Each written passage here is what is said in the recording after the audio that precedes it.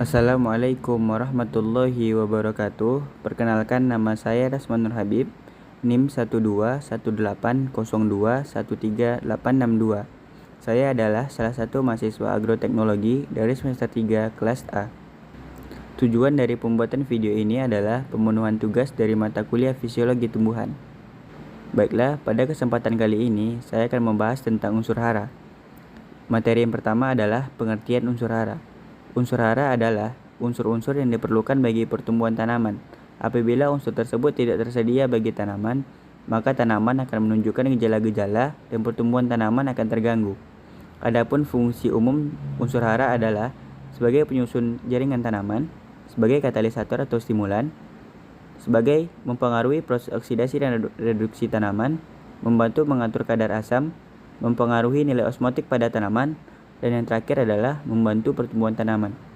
Unsur hara ini dibagi dua, unsur hara makro dan unsur hara mikro.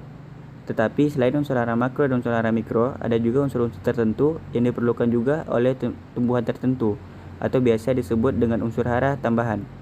Contohnya adalah Na, Si, Ni, Co, Sn, dan Au. Sebelum kita masuk kepada macam-macam unsur hara makro dan unsur hara mikro, kita harus mengetahui dulu apa itu artinya unsur hara makro dan unsur hara mikro. Unsur hara makro adalah unsur hara yang dibutuhkan suatu tanaman dalam jumlah yang besar. Sedangkan unsur hara mikro adalah unsur hara yang dibutuhkan tanaman dalam jumlah yang lebih sedikit. Baiklah, selanjutnya macam-macam unsur hara makro. Yang pertama ada kalium. Unsur kalium ini berperan sebagai pengatur proses fisiologi tanaman seperti fotosintesis, akumulasi, translokasi, transportasi karbohidrat, dan membuka atau menutupnya stomata, serta mengatur distribusi air di dalam jaringan dan sel. Yang kedua ada fosfor. Fosfor ini adalah untuk memperbaiki struktur perakaran, sehingga daya serap tanaman terhadap nutrisi pun akan menjadi lebih baik. Yang ketiga ada nitrogen. Nitrogen ini memiliki fungsi sebagai bahan sintetis klorofil, protein, dan asam amino. Yang keempat ada magnesium. Magnesium ini adalah untuk aktivator yang berperan di dalam transportasi energi beberapa enzim di dalam tanaman. Yang kelima adalah kalsium. Unsur ini paling berperan di dalam proses pembelahan serta perpanjangan sel dan mengatur distribusi hasil fotosintesis. Yang keenam adalah belerang atau sulfur yang berfungsi sebagai aktivator, kofaktor, atau regulator enzim yang berperan di dalam proses fisiologi tanaman. Selanjutnya ada karbon, oksigen, dan hidrogen. Fungsi unsur ini sebagai pembentuk tubuh fisik tanaman yang terdiri dari seluruh senyawa organik. Selanjutnya adalah macam-macam unsur hara mikro. Yang pertama ada boron. Fungsi boron ini untuk memperbentukan ataupun pembelahan dan diferensiasi dalam pembagian tugas sel. Yang kedua adalah tembaga. Fungsi penting tembaga adalah aktivator dan membawa beberapa enzim. Dia juga berperan membantu kelancaran proses fotosintesis. Yang ketiga adalah seng atau zinc. Hampir mirip dengan Mn dan Mg, sangat berperan di dalam aktivator enzim, pembentukan klorofil, dan membantu proses fotosintesis. Yang keempat ada klor atau Cl. Fungsinya untuk keseimbangan ion yang diperlukan bagi tanaman untuk mengambil elemen mineral dan dalam fotosintesis. Yang kelima ada besi.